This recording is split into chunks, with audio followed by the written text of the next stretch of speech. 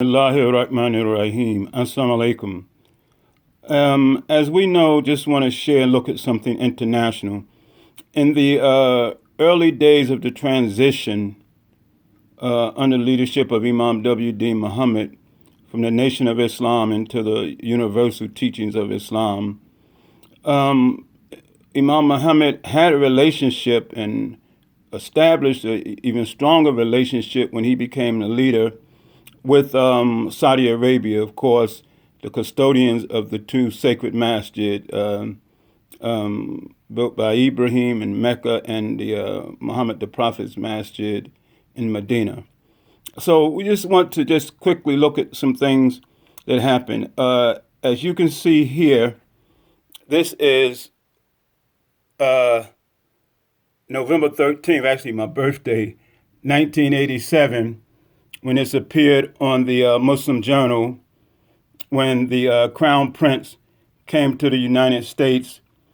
And of course, as you can see here, Imam W.D. Muhammad, Imam W.D. Muhammad was asked for a comment regarding the Prince's visit, etc. So in this same year was the year that I met Imam Muhammad for the first time in August myself.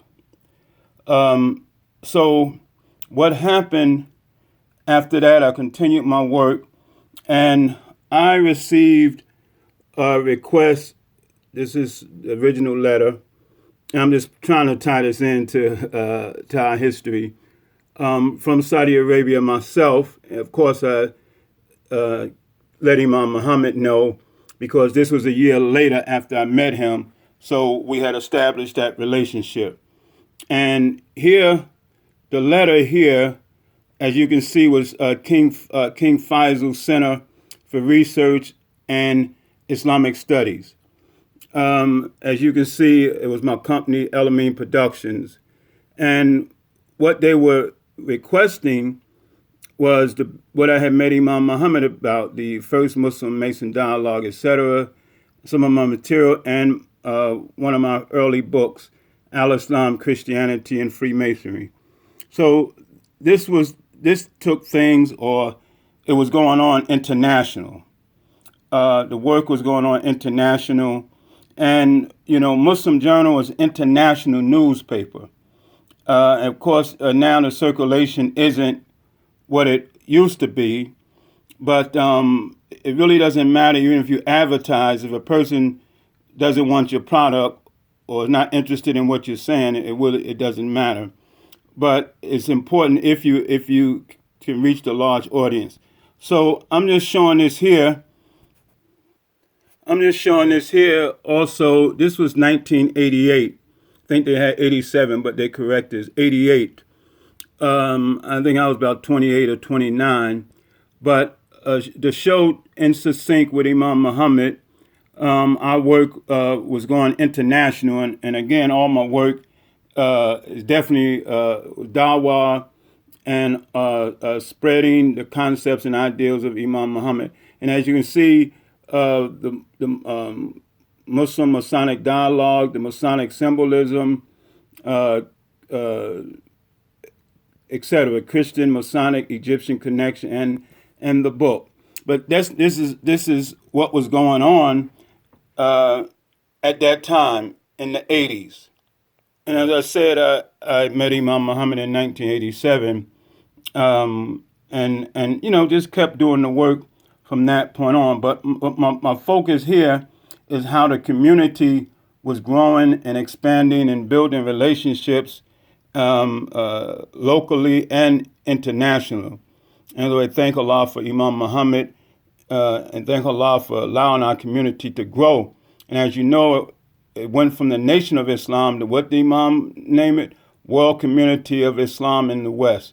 So it was broadening our perception, our view, our community, etc. And like I say, this is from history here.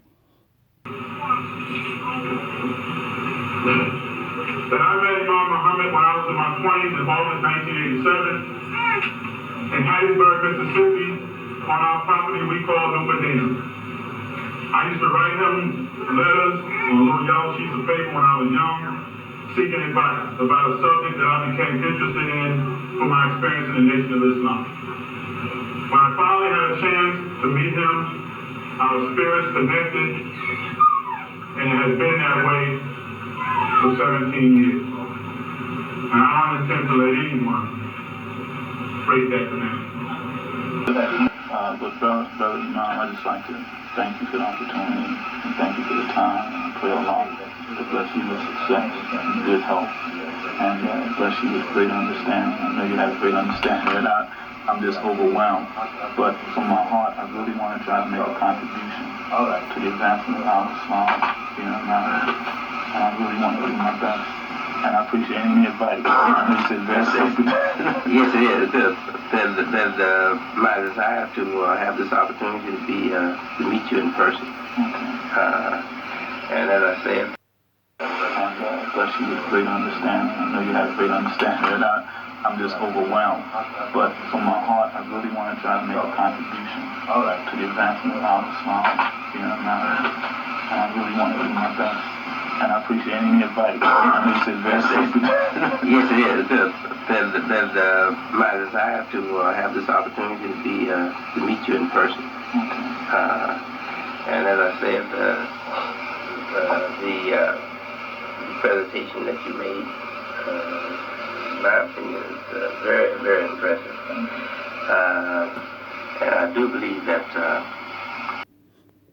I played that clip because it was the same year, the same time, August, as this Muslim journal here and the Crown Prince coming to the United States and relationship being built and strengthened with Imam Muhammad.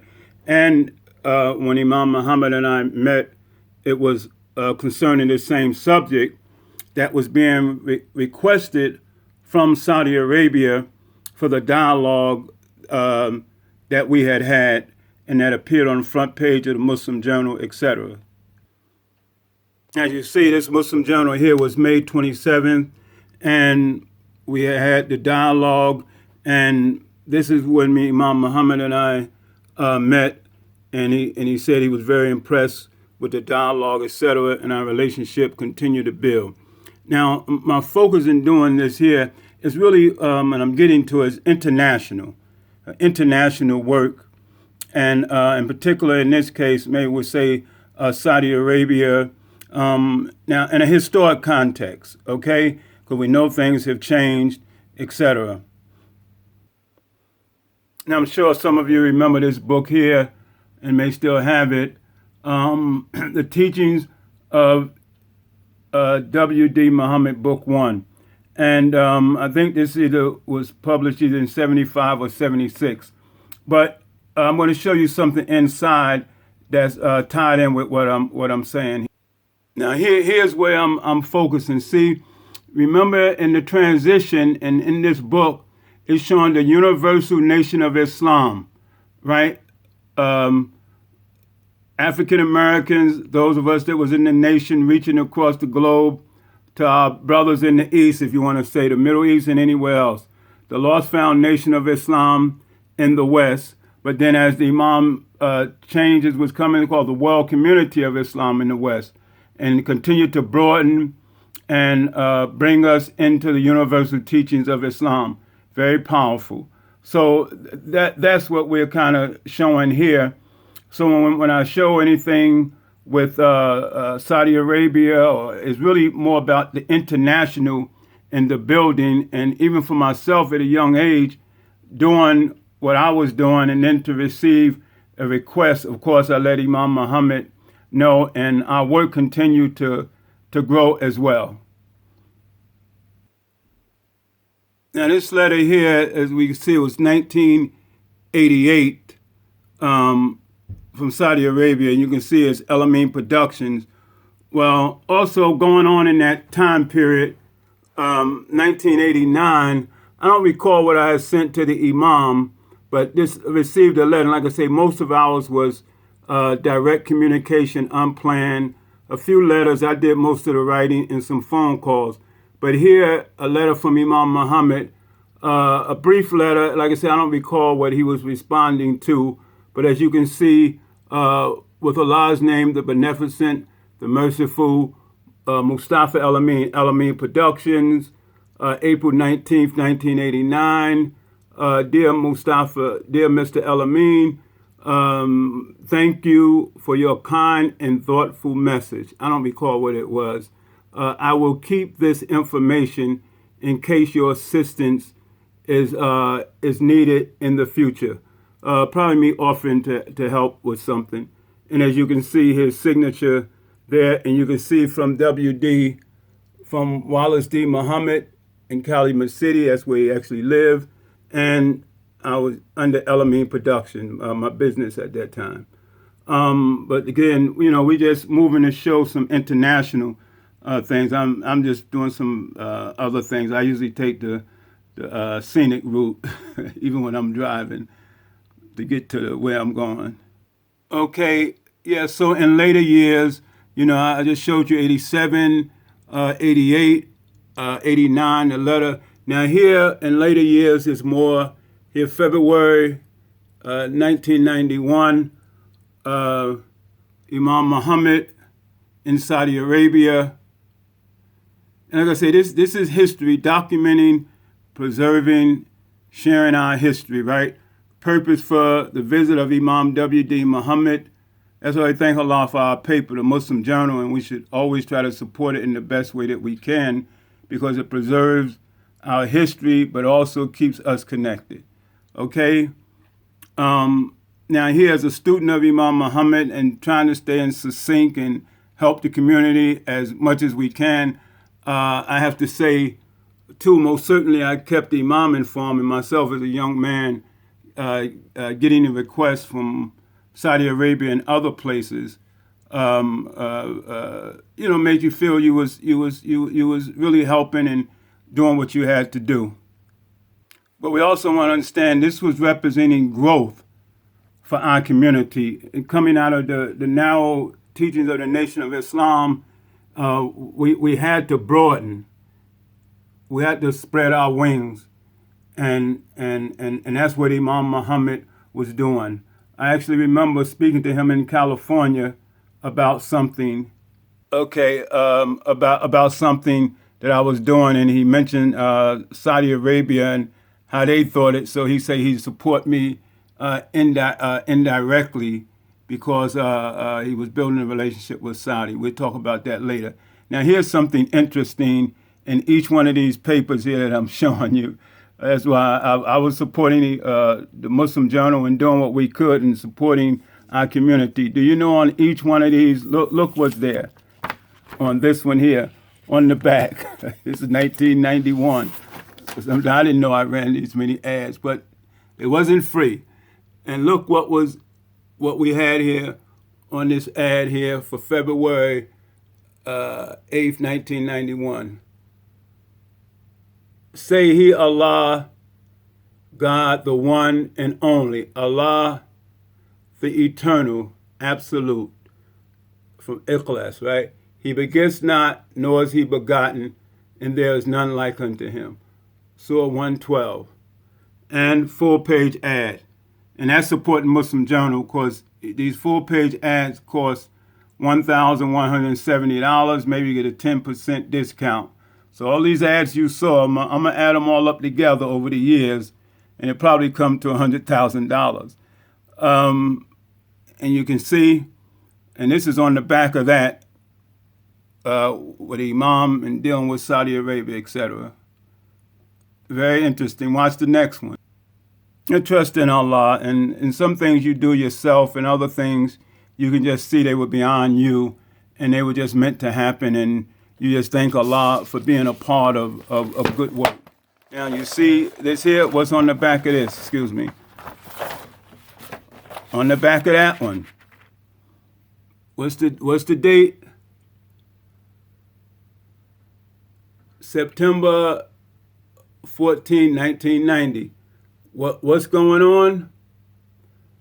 We want to thank Allah that our books and tapes have been received internationally in such places as we're expanding: Kenya, Ghana, Japan, Sweden, Riyadh, Saudi Arabia, London, England, India, and Germany.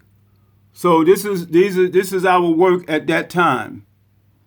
And Imam Muhammad, just like you said, he's saying it, and we're also communicating about that, but not always. I'm just doing what I have to do as a believer. So, alhamdulillah, look at this now. 2000, August 19th, 2005, change of command for Saudi Arabia. Condolence message from Imam W.D. Muhammad at the passing of the custodian of the two holy mosques, King Fahd ibn Abdul Aziz al-Saud. So, and guess what? I couldn't have planned all of this. Look at this. Masjid Ibrahim presents 44 new CDs by Mustafa El-Amin. Number one, Allah, always remember this, Allah is in control at all times. Have faith in Allah is the second one, and seek His help. Number three, Allah brings us from darkness into light.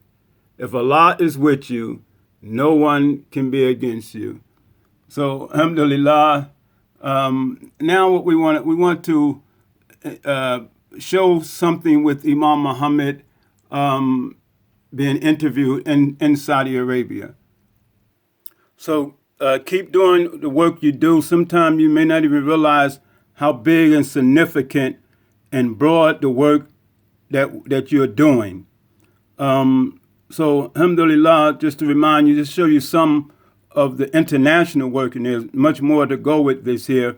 But again, just standing succinct as much as we could with the Imam and seeking to please Allah and doing a good work. So now, just want to show you an interview with Imam Muhammad in Saudi Arabia early on in his leadership. أهلا بكم إلى وكان يرأس وفد مدعو من قبل رابطة العالم الإسلامي. باسمكم نرحب بضيفنا. I would like to welcome you, Imam W.D. Muhammad, to this program. Thank you. And coming from the United States and being a person who actually propagates Islam there and serving the Islam in various means. Yes. Before we actually start talking about your role in promoting Islam in the United States, can we have a general idea about your function, the Muslim American community? What actually do you do there? Yes, I have an office. It's called the Ministry of W.D. Muhammad, and that's where all of my activities are done from that office. My activities involve me in dawah, and also in meeting distinguished personalities in America and outside. And it also involves me with the shura of my community and with the shura of the general Muslim community in America. That's a good view of my activities, my office.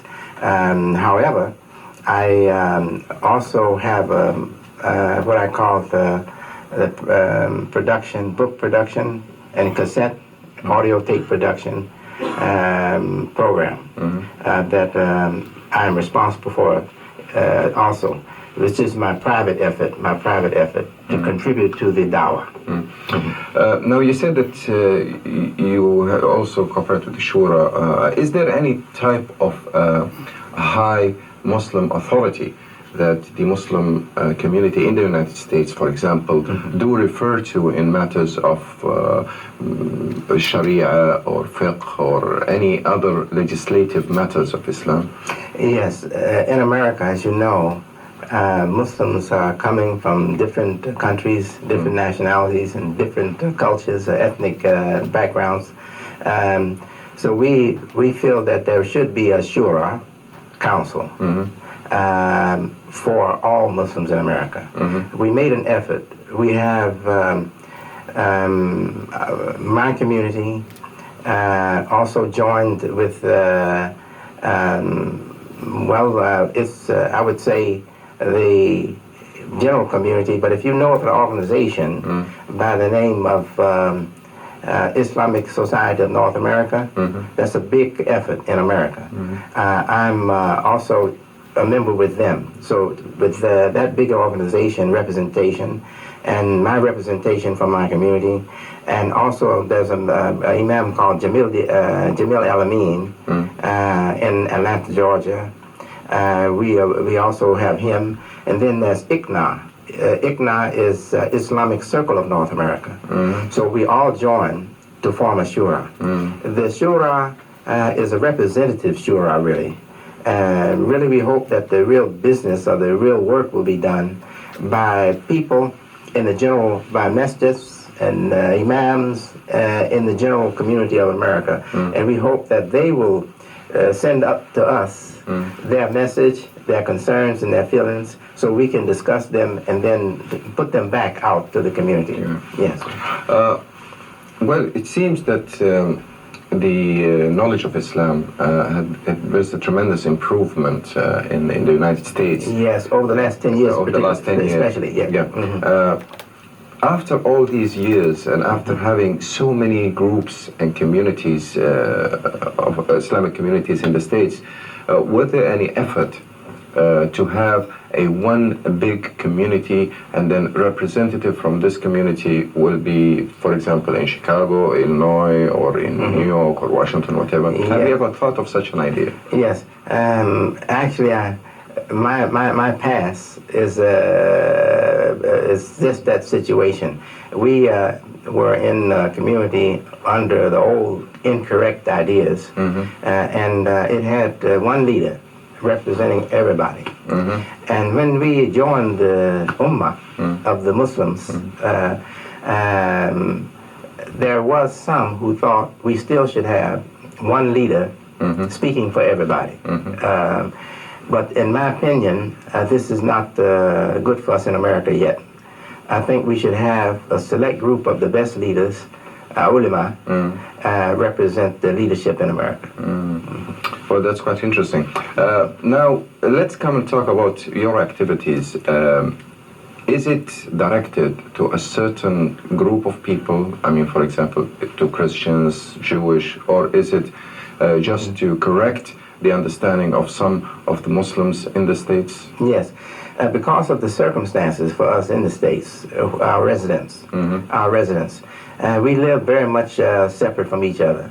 The blacks will be separate from the others, you see. And even cultural lines of delineation exists, and they're very rigid. So you won't find the Pakistanis, Muslims, living except to themselves in Chicago and Illinois. So because of that, and we think this is good, it's not bad, because people need to have some privacy, you see, for their private life, for their more private life. So because of that, we find ourselves having near access, the better access to the blacks. So most of our dawah is to the blacks who are in the same area with us, you see. However, TV permits us to talk to everybody, permits us to reach everybody. So on our TV programs, we want to design them so that they have appeal to everybody, whites, blacks, everybody. Pakistani Muslims, Palestinian Muslim, Muslim from Lebanon, Muslim from Senegal, wherever they're from, we want our programs to communicate to them very clearly. Yeah. So inshallah, we are developing that, and we hope to realize a lot of progress for that soon. Do you mean that you will have your own telecasting facility, Yes. or are you going to be using the normal? Right now, channels? financial situation won't permit us to have our own. So what we do is we find we have cable television in the States, cable television. So this cable television is kind of a relatively new thing in America, and they are anxious to get good programs. So we're able to prepare videos for them, videotapes for them, and show them. And many times they say, we'd like to have this. So as a result, we have now our video program in about 14 cities or more. Soon we'll have about 20 cities in America, big cities. That's quite nice really to hear. Yes. And it's a good thing to know that there's something is done for Islam in that part of the world. Alhamdulillah. Alhamdulillah. Imam Waliduddin, when we talk now about your correction of the understanding of the Muslims in the States, which you have mentioned earlier, what did you do so far in this respect, and how was the response of the people? It was a long road. It was a long and difficult road, because the idea of Islam we were given was really not Islam. It was just, I believe, a good intention to attract blacks to believe that they were Muslims, but gave them a different idea, a nationalist, black militant. Yeah. السؤال الجديد تاني. ايه؟ في حاجة؟ لا الحمد لله. لا لا لا. تفضل. 5 4 3 2 1. Imam Waliduddin Muhammad, you have mentioned earlier that you started to correct the understanding of Islam to some Muslims. Now, that's a very long story, but we would like you, in spite of that, to tell us exactly what did you do and how was the response of the Muslims to your activities? Yes, the first thing that had to be done was for us to agree that we wanted to be Muslims. And if we are going to be agreed on that, then the next thing, we have to accept what is the authority for Muslims. The authority for Muslims is the Quran first, number one, and then the life of our Prophet, number two, as it is, as it's given to us and preserved in the history. So the Muslims first, I had to get them to understand that the Quran has to be used to correct our ways and our teachings. Gradually, they appreciated that. There was no desire in their hearts to be against the Quran. They didn't know the Quran. Hardly any one of them knew anything but Al-Fatiha and maybe the prayer Salat Ibrahimiyya, you know. Yeah, that's all. That's all. But the Quran, no, we didn't know it. Over a period of 40 or 50 years, nobody was teaching that Quran. They were teaching the Bible stories about the oppression of people, you see, and the own brand of nationalism, a kind of nationalism. So the next thing I did was say, now, since we accept the Quran, then let's see, what is this idea we have of God? Is it correct? So if it's not correct, we have to correct it. So I gave it to them as it is in Islam. I said, this is correct. The old way was not correct. Who is the Prophet of Islam? Let's look to the Quran. This is the way all Muslims see it. Why do we believe different? And then I've explained to them the history of how we came to get the wrong idea. I say, now, we have to grow up. We have to be bigger than that. So let us now accept God. It was a lot of hard work, but gradually they embraced it and they were happy with it. It took us maybe 10 to 15 years almost, before I could really begin to teach them about the Prophet, the Hadiths, and get them to appreciate the real knowledge in Islam and the real leadership in Islam, our great ulemas and etc. But now I feel very comfortable. After 20 years, I feel very comfortable with the community, that they are happy and relieved. The burden is taken off the mind, the burden is relieved. The heart is now happy that we are in Islam in the correct way. Well, it's a very long time, I mean 20 years, but Yes. During these 20 years, you probably needed support and you needed some sort of courage. Yes. Did you get that from anybody? I did. In the States, from good Muslims of other nationalities, and also from Egypt. In fact, when I first became the leader in February 1975, we were visited by representatives of Azhar, the minister there representing the education for Egypt, came with someone representing Azhar and visited me and cheered me and gave me encouragement. And soon after, the Turkish nation also sent their people to me, their representatives to me, to congratulate me and let me know that they would be my brothers. They're standing by me. This was very good for the spirit of our community. Our community saw the visit in the paper. We took pictures. These very important visits meant a lot to our spirit to encourage us in the early, in the first days of my leadership. Also, soon, wasn't long before we got visits from the kingdom, from Rabata, and also from the embassy in time, from the embassy in the States, the Royal Saudi Arabian Kingdom in the embassy in the States. The Prince, His Highness Bandar, Prince Bandar bin Sultan. He has been a good friend of ours, and through that embassy, the religious department of that embassy, we were having regular contact with the religious department, represented at that time by Prince Muhammad bin Faisal, Prince Muhammad bin Faisal. So gradually, we realized a lot of help, and now we have a big project in Los Angeles to build a big mosque that will really not only a mosque, it'll be a mosque housing other activities. Yes, education, school, and culture, for Islamic influence on our culture, because you know the American culture is a big influence on everybody's life.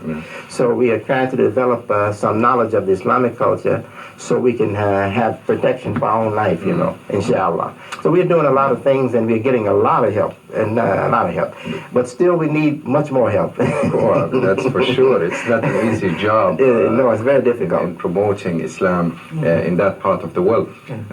You have mentioned earlier that with your own private efforts, you're trying to do some sort of dawah, and in different ways. Yes. Is there any type, or have you ever had a chance, for example, to have some sort of collaboration with the King Fahd Holy Quran printing complex in Medina and get use of their facilities in helping you? Yes. We came here as a delegation in 1991, I believe, and we were blessed to actually visit that facility, and I saw the printing operation and everything. We were so excited, you know. It's a big job, a very big job that is being done there. We have received some Qur'ans. Now, this was years ago, but there's a big need now for Qur'ans in my community. We were promised, but we haven't yet received. It's been better than a year now. We were promised, but we haven't received. And I don't think it's because of the desire has been lost. I think there's still desire in the kingdom to provide us with the Qur'ans. But maybe we have lost, communication line has been broken, maybe. Well, that was my next question, regarding communication between you and, of course, you do have communication channel between you and the Muslim World League. Yes, we do. Mecca. What other Muslim organizations do you have communication with in other parts of the world? In other parts of the world? Well, I don't know of any particularly that I can recall presently, but Egypt's Azhar, they have invited us to benefit from some scholarships. We can send students to Al-Azhar or to other schools there in Egypt for Islamic studies. And also they have the minister of religion there, the minister over the Department of Religion. He gave us permission also to benefit from some books, a good number of books that they have printed in English. So soon we hope to, they permitted us also to duplicate these books. So soon we will have more literature because of this relationship with the religious department in Cairo. Yes. Also in Sudan, which there are some problems, as you know, but there are some scholarships open to us, and also the same kind of cooperation or communication lines have been opened for us, so we can discuss with high people in the religion, very learned people in the religion, our needs in the States. But their contribution will mainly be education. They are not in a situation to give us much more materials and things like that. It's costly, you know. And also Pakistan. There's a good situation with Pakistan. We haven't made contact, but the interest has been expressed from Pakistan that they would like to see our religious efforts and to see if they can make some contributions. So soon I hope we can visit Pakistan and look into the possibilities. Malaysia also is the country that has attracted us and wants us to come and to see how they can assist us. The environment there, the public environment there, is very similar to ours, so I think we can benefit from a relationship with the religious leaders of Malaysia, inshallah. Inshallah. Well, education is a very important aspect. It's the most important. The most important, yeah. Yes. And when we talk about education, we take in consideration the youngsters. Yes. Of course, they need the proper type of school, the proper type of courses, environment yes. for them. And especially being in the United States, of course, all facilities for losing the right path of Islam is there. So when we have especially to control, for the young, especially for the young teenagers. In that case, what are you doing actually to guide them to the right path? Yes, our resources, both financial resources and academic knowledge. The level of literacy and the level of education is low for a Muslim community, in our community. And it's because the appeal, the message, was to those discontented people and culturally deprived people. And so most of the people that were attracted to our community were from the neglected people, the neglected people. Don't have much education, don't have much cultural background, you see. So this makes it more difficult for us. But so our effort is to concentrate on having higher educated people, better educated people, and better schools, so that we can take the teenagers and put them in these better schools, and have them have lodging there for them, where they stay with the school all the time. You know, like you're familiar with that in the United States. In Atlanta, we have an excellent effort that's well on the way. It's going well. We have education from primary grades up through last year of high school. They graduate from high school. We have a good record for sending students from our high school in Atlanta and a few other places too, but Atlanta is a more important place for us right now, to the best colleges and universities in the United States. They offer full scholarships paid by the institution, the college, the non-Muslim institution, for our students' education, because they qualify. So we hope within maybe 1 or 2 years to have also a junior college in Atlanta, Georgia. So we need a lot of help from the kingdom and from other sources. Well, what's the role of the contacts? Now, you said you have good contacts with His Royal Highness Prince Bandar bin Sultan, the ambassador in the United States. A very good friend of the Muslim community. And, of course, there is the King Fahd Academy. And, of course... I've heard of it, but I don't have much knowledge of it. Of the institution has been established there, actually, to teach the various school levels, from the elementary to the high school graduation. Did you consider contacting them and having them assist you in this? I didn't have knowledge of it. I'm recently getting knowledge of it. I just heard it as a word. I didn't know where it was located. I didn't know if it was in America or in Malaysia. But now that I know, it's an obligation on me and on our leaders to go and visit the King Fahd facility there and see if we can benefit from it. Yes. Well, I mean, talking about this topic is really interesting, and let's talk about other things.